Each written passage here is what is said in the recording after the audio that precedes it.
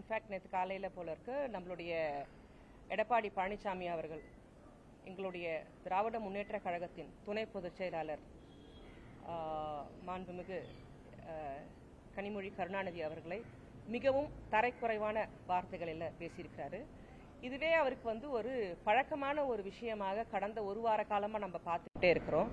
முதல்ல எங்களுடைய துணை முதலமைச்சர் மாண்புமிகு உதயநிதி ஸ்டாலின் அவர்களை பால் டாயில்ங்கிறத அந்த வச்சு ஒரு வாரம் வண்டியை ஓட்டிக்கிட்டு இருந்தாரு. நேற்று அதுக்கும் ஒரு 2 நாட்களுக்கு முன்னாடி பார்த்தீங்கன்னா நம்மளுடைய தலைவரும் நம்மளுடைய சீஃப் மினிஸ்டருமான தளபதியாரை கொரோனா காலத்தில் அவர் போய் சேர்ந்திருப்பாருங்கிற அந்த ஒரு டெரோகேட்டரி வேர்ட்ஸையும் யூஸ் பண்ணியிருக்கிறாரு. நேற்று காலையில் பார்த்தீங்கன்னா ஒரு பெண்ணின் மாண்பை கூட பார்க்காம மிகவும் தரக்குறைவான வார்த்தைகளில் எங்களுடைய கழக துணை பொதுச் செயலாளர் கனிமொழி அவர்களை மிகவும் தரம் தாழ்த்தி பேசியிருக்கிறார். இதுலேருந்து என்ன தெரியுதுன்னா, தோல்வியின் பயத்தின் உச்சத்துக்கே எடப்பாடி பழனிசாமி போயிருக்கிறாங்க. நமக்கு இந்த தேர்தலுக்கு அப்புறம் 2வது இடம் கூட கிடைக்காது, 3வது இடத்துக்கு போய்விடுவோங்கிற அந்த பயமின் காரணமாக தான் இப்படிப்பட்ட ஒரு தரம் கெட்ட வார்த்தைகளை அவர் வாயிலிருந்து பேசுகிறார். இது அவருக்கு மட்டும் பழக்கப்பட்ட ஒரு விஷயம் கிடையாது. அவர் கட்சியை சார்ந்த CV சண்முகம் ஏற்கனவே பெண்களை இழிவாக பேசினார், இலவசமாக பொண்டாட்டிகளை கொடுப்பாங்களான்ற அந்த அளவுக்கு தரம் தாழ்ந்து பேசினார். அதே மாதிரி திண்டுக்கல் ஸ்ரீனிவாசன் அவர்களும் பாவாடைன்னு அந்த வார்த்தைகளை யூஸ் பண்ணி பேசினாரு. அதே மாதிரி MR விஜயபாஸ்கர் அவர்கள் ஒல்லியான பெண்களையும் குண்டு பெண்களையும் கம்பேர் பண்ணி பாடி ஷேமிங் பண்ணி பேசினார். இது திராவிட முன்னேற்ற கழகத்திலிருந்து நிச்சயமாக பெரிதாக நாங்கள் அனைத்து மகளிரும் இதை நாங்கள் பெருசாக கண்டிக்கிறோம். ஒரு பாடி ஷேமிங் பண்றது ஒரு தரம் தாழ்த்த விஷயம். ஒரு களத்துல, ஒரு அரசியல் களத்துல, ஒரு தேர்தல் களத்துல என்ன இதெல்லாம் பேசணுங்கிறது ஒரு வரமுறை இருக்கு. எல்லாருமே உணர்ச்சி வசப்பட்டு எப்பயாவது ஓரிரு வார்த்தைகளை பேசுவது ஒரு நியாயமான சில சமயம் நடக்கக்கூடிய ஒரு விஷயங்கள் தான். அதற்கு பின்னாக அதை அவங்க ரெட்ரோஸ்பெக்டிவா பார்த்து இல்ல இதை நாங்க தெரியாம பேசிட்டோம் மன்னிப்பு கேட்கறதான் அந்த மாண்பின் செயலாக நாங்க பார்ப்போம். இது மக்களால் தேர்ந்தெடுக்கப்பட்ட ஒரு சீஃப் மினிஸ்டராக எடப்பாடி பழனிசாமி இருந்திருந்தாருன்னா இதை நிச்சயமாக அவர் பேசியிருக்க மாட்டார். காலில் தவழ்ந்து ஒரு சீஃப் மினிஸ்டர் ஆயிருக்காரு பாத்தீங்கன்னா. சோ அத மாதிரி தேர்ந்தெடுக்கப்பட்டவர் இப்படிதான் பேசுவாருங்கிறத நம்ம நிச்சயமா எதிர்பார்க்க முடியும். காலில் தவழ்ந்து வந்தவருக்கு ஒரிஜினல் அரசியல் தெரியாது. ஏன்னா அவர் மக்களை ஃபேஸ் பண்ணதில்லை, பெண்களை ஃபேஸ் பண்ணது கிடையாது பப்ளிக் லைஃப்ல. ஸோ திடீர்னு எங்கேயோ அந்த சேர்ல சீட்ல உட்கார்ந்துருக்க காரணத்தினால அவருக்கு தெரியாது. இது மிகவும் கண்டிக்கத்தக்க ஒரு பெரிய செயல். இதற்கு எடப்பாடி பழனிசாமி நிச்சயமாக மன்னிப்பு கேட்க வேண்டும் என்றது எங்களுடைய தரப்பிலிருந்து நாங்கள் ஸ்ட்ராங்கா சொல்லிட்டே இருக்கிறோம். இது தமிழ்நாட்டு பெண்களை மட்டும் கிடையாது, அவருடைய சொந்த செல்ஃப் ரெஸ்பெக்டையுமே அவர் ரொம்ப குறைச்சிக்கிறாரு. சேற்றவாரி வீசலான்ற தொட்டு எந்தவனா பண்ணலாங்கிற ஒரு விஷயம் கிடையாது. அதாவது அன்னைக்கே பெரியார் பேசியிருப்பாரு, என்னோட போஸ்டர்ல சாணி அடிக்கிறதுக்காக அவன் போய் அதுல கை வச்சான்றது. ஆனா அதுக்காக போய் அதுல கை வைக்கணுங்கிற உதாரணத்தை பெரியார் சொல்லியிருப்பார். அந்த உதாரணத்தை தான் இவருக்கு சொல்லணும். ஏதோ பேசணும், வெல்ஃபேர் ஸ்கீம்ஸ் இல்லாம குடும்பத்தை பர்சனலா அட்டாக் பண்றது, தலைவர் அட்டாக் பண்றது, டெப்டி சிஎம் அட்டாக் பண்றது, கழகத்தின் துணை பொதுச் செயலாளர் அந்த மக்கள் என்ன போஸ்டிங் இருக்குன்னு கேட்கறது. ஏன் எங்களுடைய கழக துணை பொதுச் செயலாளர் கனிமொழி கருணாநிதி அவர்கள் தான். அவங்க தான் ஃபேஸ் ஆஃப் டெல்லியாவும் இருக்கிறாங்க. டெல்லியில இரு அவைகளுக்கும் அவர்கள் தான் தலைவியாக இருக்கிறாங்க. அவங்க அது மட்டும் இல்லாம ஒரு இலக்கியவாதி, ஒரு கவிஞர். அவங்க இவ்வளோ ஒரு ப்ரொஃபைலை வச்சுட்டு இருக்க அவங்கள பத்தி கூட அவங்களுக்கு புரியாத ஒரு தரா இருக்கிறார்னா அவருக்கு தோல்வியின் பயத்தின் உச்சத்தில் இருக்கிறார் என்பதை தவிர இதுல வேற எந்த புரிதலுமே நம்ம எடுத்துக்க முடியாது. நிச்சயமாக ஏன் இப்படி பேசுறாங்கன்னு இன்னும் கூட ஆழ்ந்து சிந்திச்சு போய் பார்த்தோம்னா அவங்க இருக்கக்கூடிய கூட்டணி. ஏன்னா மணிப்பூர்ல பெண்களை அந்த அளவுக்கு அசிங்கமாக காட்டியதுதான் மத்தியில் இருக்கக்கூடிய பிஜேபி. அவர்களோட கூட்டணி வைத்திருக்கிற இவர்களும் இப்படிதான் நான்சென்ஸா பண்ணிட்டு இருப்பாங்க. என்டிஏன்றதை நான்சென்ஸ் டெல்லி அலையன்ஸ் தான் நம்மலாம் இன்னும் சொல்ல போனோம். எங்க சிஎம் நேத்து நோ டெவலப்மெண்ட் அலையன்ஸ்னாரு. இதை மாதிரி பெண்களை தரைக்குருவா பேசினா நான்சென்ஸ் டெவலப்மெண்ட் டெல்லி அலையன்ஸ் கூட தான் நம்ம அவங்கள பத்தி சொல்லலாங்கிற அளவுக்கு போய்கிறது. இதுல இருந்து எடப்பாடி அவர்கள் ஒரு நல்ல மனநல மருத்துவரை பார்த்து தன்னை பரிசோதித்துக் கொள்வது நல்லது என்று நான் கருதுகிறேன்.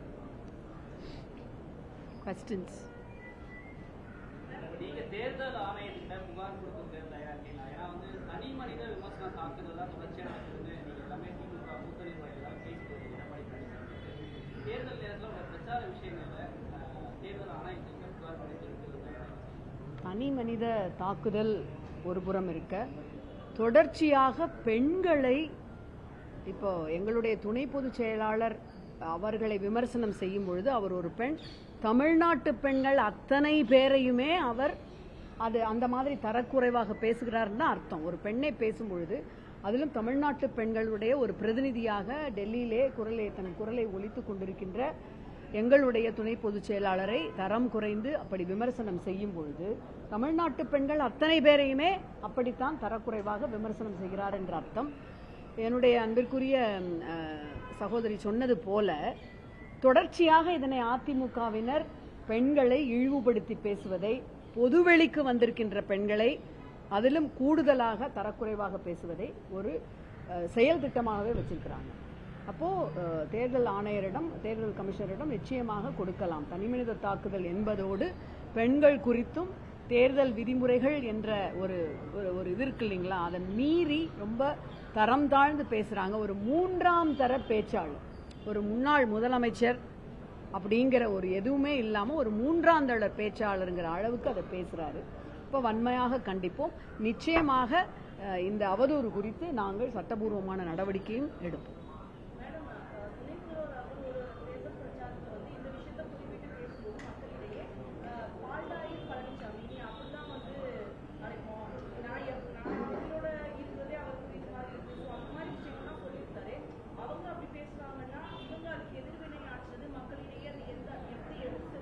அது எதிர்வினை கிடையாதுமா. ஏதோ ஒரு கூட்டத்துல தெரியாம சொல்லியிருந்தா பரவாயில்ல.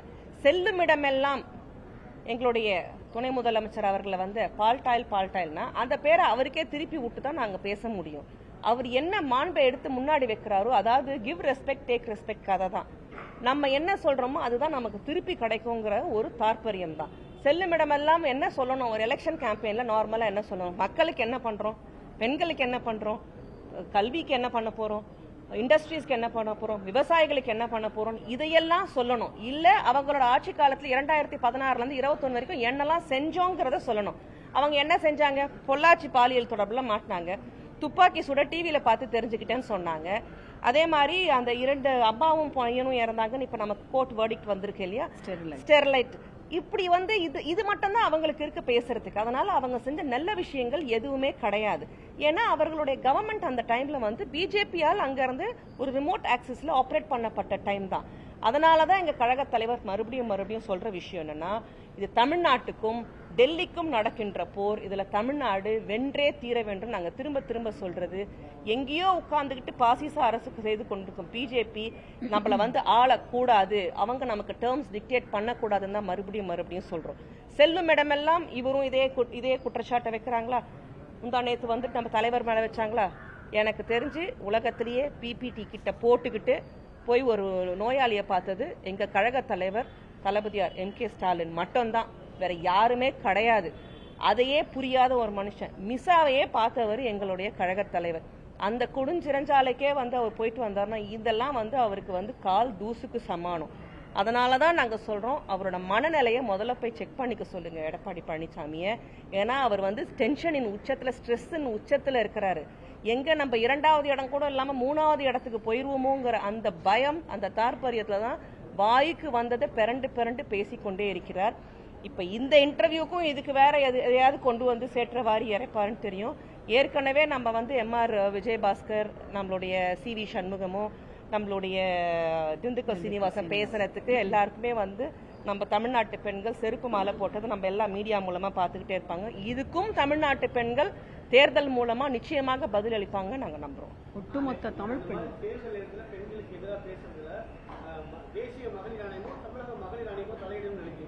நிச்சயமா தலையிடுவாங்க, சுமூட்டோவா தலையிடுவாங்க, அதுல மாற்று கருத்து இல்லை. இப்ப நாங்க 2 பேரும் எங்களுடைய கட்சியின் சார்பாக எங்கள் துணை பொதுச் செயலாளரை இவ்வளவு தரைக்குறைவாக பேசியதற்கு வன்மையான கண்டங்களை தெரிவிப்பதற்காக இங்க வந்திருக்கோம். நாங்க கட்சியினுடைய சார்பா மட்டும் கிடையாது, அவங்க ஒரு மெம்பர் ஆஃப் த பார்லிமெண்ட் இப்போ வரைக்குமே இருந்தாங்க.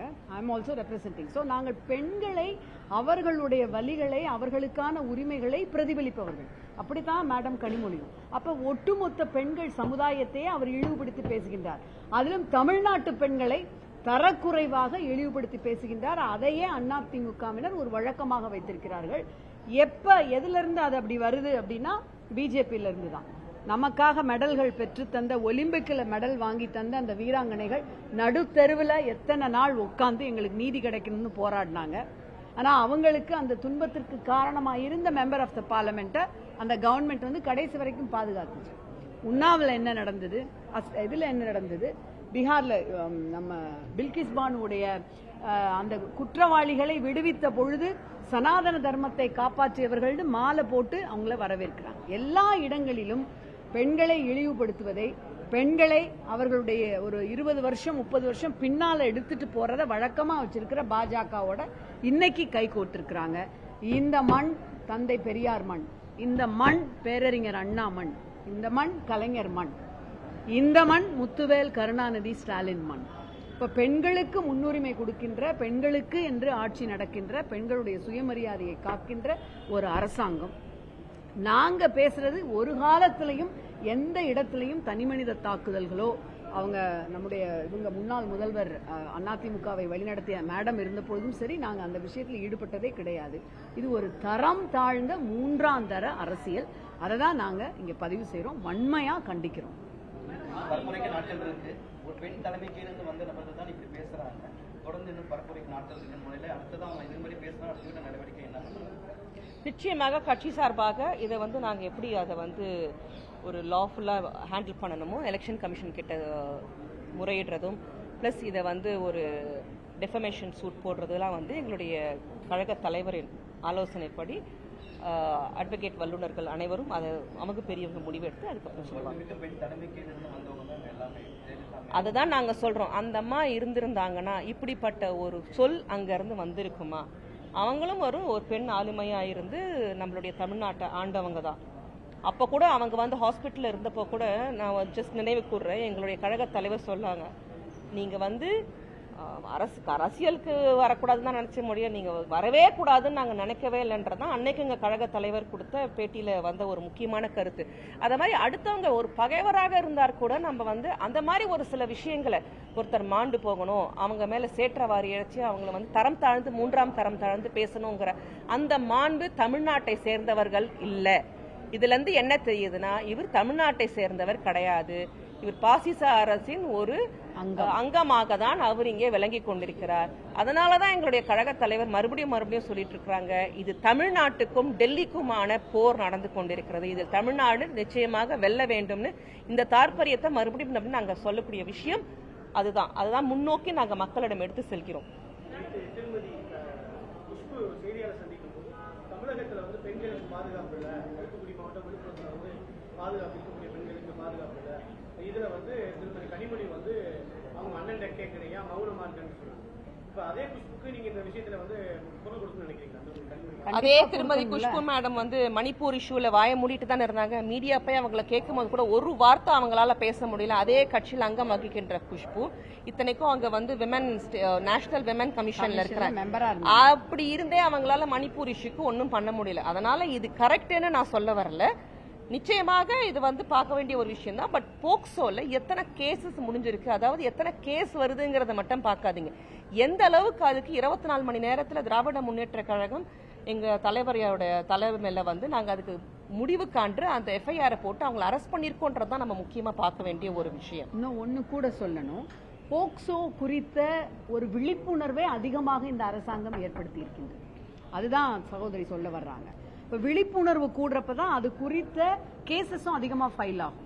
அந்த ஒரு செயல் திட்டமாகவே மாண்புமிகு முதலமைச்சர் பதவியேற்றுக் கொண்டவுடன் இந்த பெண்கள் பாதுகாப்பு குறித்து இப்ப இவங்க பேசுறாங்க இல்லையா, ஒரு பெரிய பட்டியல் வாசிக்கிறாங்கல்ல, நாங்க வாசிக்கலாம் பிஜேபியில யார் யார் குறித்து என்னென்ன பெண்கள் அந்த முன்னாள் தலைவர் குறித்தோ இல்லை இப்ப இருக்கிறவங்க குறித்தோ எத்தனை பேர் கொடுத்திருக்கிறாங்கன்னு வாசிக்கலாம். ஆனா அது அந்த பெண்கள் சம்பந்தப்பட்ட விஷயம் அவங்களே வெளியே வந்து புகார் கொடுத்திருக்கிறாங்க. எங்க கையிலையும் பட்டியல் இருக்கு வாசிக்கணும் அப்படின்னா. ஆனால் பொது வெளியில சம்பந்தப்பட்ட அந்த பெண்கள் ஏற்கனவே கொடுத்த புகாரை திரும்பவும் ஏன் நம்ம சொல்லணும்னு அதை தவிர்க்கிறோம்.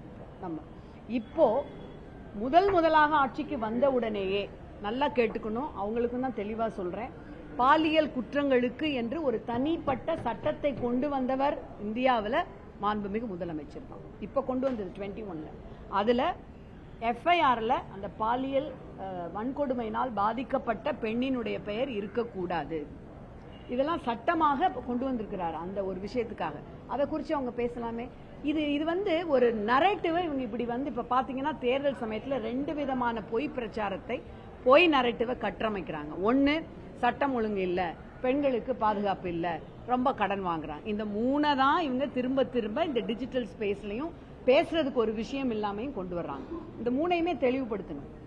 இங்க நம்ம தமிழ்நாட்டுல அக்கௌண்டபிளா ரெஸ்பான்சிபிளா செய்கின்ற ஏதாவது குற்றம் நிகழ்ந்து விட்டால் அங்க நடக்கிறது இங்க நடக்கிறத நாங்க ஜஸ்டிஃபை பண்ணல. ஏன்னா இது ஒரு சமூகம் சார்ந்த ஒரு விஷயமும் தான். அப்படி நடந்து விட்டாலும் அதற்கு பொறுப்பேற்றுக் கொள்கின்ற ஒரு முதலமைச்சர் இருக்கிறார். உடனடியாக அந்த குற்றவாளிகள் தண்டிக்கப்படுகிறார்கள். அப்படிப்பட்ட யாரும் போய் இப்ப MP பிரிஜ் பூஷன் அவரை பாதுகாத்தது மாதிரியோ அல்லது உண்ணாவில வந்து அந்த குற்றவாளி வந்து அந்த பெண்ணை வன்புணர்வு செய்துவிட்டு அந்த உடலையே எரிக்க பார்த்தார்கள். அவர்களுக்கு துணையாக நின்றது பிஜேபி அரசாங்கம். அவர்களோட தான் இவங்க கூட்டு வச்சிருக்கிறாங்க. அந்த பொள்ளாச்சி பாலியல் குற்றவாளிகளுக்கு தண்டனை வாங்கி கொடுத்தது எப்ப நடந்தது? எங்க அரசாங்கம் வந்த பிறகுதான் நடந்தது. எத்தனை நாள் அந்த குற்றவாளிகளுக்கு இவங்க பாதுகாப்பா இருந்தாங்க? ஆனா இதெல்லாம் விட்டுட்டு சும்மா வந்து பாதுகாப்பு இல்லைன்னு ஒரு பொய்யான பிரச்சாரம் எடுத்து பாருங்க. எல்லா இடத்துலையும் எல்லா கேசஸ்லயும் குற்றவாளிகள் பிடிக்கப்பட்டிருக்கிறார்கள், தண்டனை உறுதி செய்யப்பட்டிருக்கு. அப்ப there is a chief minister who takes responsibility and who is accountable. ஒரு விசிபிள் போலீசிங் இங்க இருக்குங்கிறத அவர் உறுதிப்படுத்துறாரு. இத வந்து இவங்க சும்மா ஒரு பொய் பிரச்சாரமா தொடர்ச்சியா அதே மாதிரி அவங்கலாம் சொல்லியிருக்கிறாங்க, பெண்கள் முன்னேற்றம்ங்கிறாங்க, ஆனா எல்லாத்தையும் கடன் வாங்குறாங்க. இன்னைக்கு தேதிக்கு லேபர் போர்ஸ்ல நம்ம தான் 47% பெண்கள். அப்ப லேபர் போர்ஸ் அதிகரிக்குது.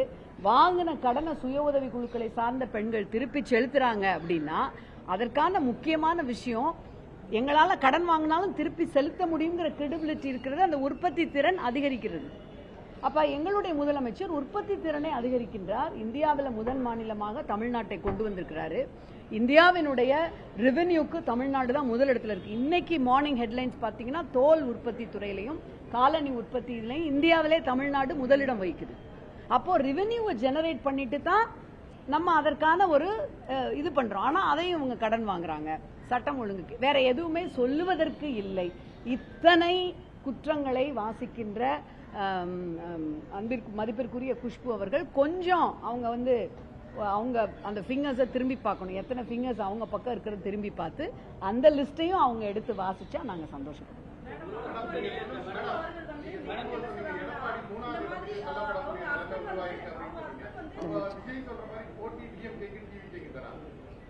நாங்கள் எடப்பாடி 3வது இடத்துக்கு போவாருங்கிற பயம் சொன்னோம். அதனால அவர் அங்கே உட்காருவார் நாங்கள் சொல்லவே கிடையாது. இதுதான் அவருடைய முதல் தேர்தல். எப்படி களத்தில் அவங்க இருக்கிறாங்க, எப்படி நடைமுறைப்படுத்துகிறாங்க, எப்படி அவங்களுடைய க்ரௌடை ஓட்டாக என்கேஷ் பண்ணுறாங்க, அவங்களுக்கு கிராஸ் ரூட்டில் யார் இருக்காங்கன்றது எல்லாம் இந்த தேர்தல் நமக்கு சொல்லும். அதுக்கப்புறம் இதை நாம் விவாதிப்போம்.